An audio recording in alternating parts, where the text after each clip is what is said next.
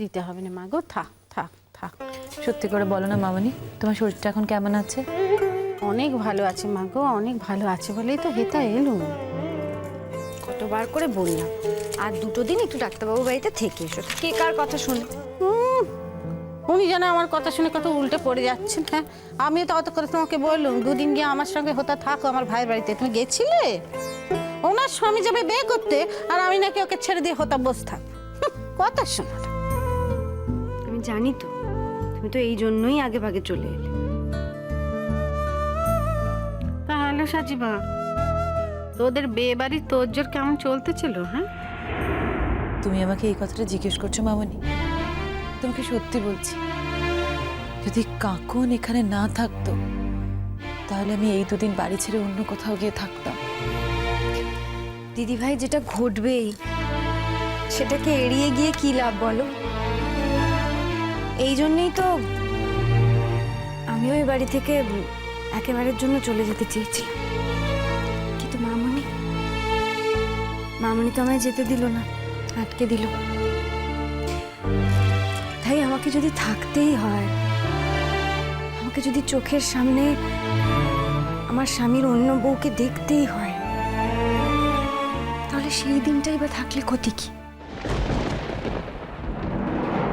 দেখি না, একটু একটু করে সহ্য করা যায় কিনা।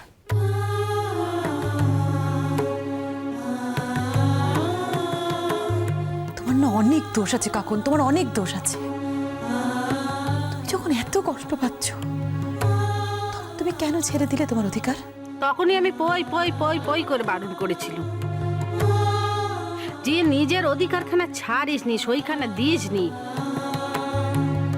দেখেছিস তো আমার জীবনখানা কি হয়েছে। হ্যাঁ, নিজের অধিকারখানা ছেড়ে দিয়ে এখন লোকের কাছে নিজের পরিচয়খানা দিতে পারিনি। জোর করে বলতেছি যে আমি সইয়ের ব্যাপার মানিনি, কিন্তু তা বললে কি হবে বল দেখিনি? হ্যাঁ, ওই খাতা কলমটাই তো হলো গিয়ে আসল, ওটাই তো আসল কথা বলে। এই যে ছুটকি এত তর পায়, কেন তর পায়? ওই খাতা কলম সইয়ের জোর আছে বলে। আমার তো সেটা নেই কো, আমি শুধু চেচ্ছেই মরে যাই। এই জন্যই তোকে 1000বার বলেছিলাম যে মা সই দিসনি, নিজের অধিকারটা ছাড়িসনি, অধিকারটা রাখ।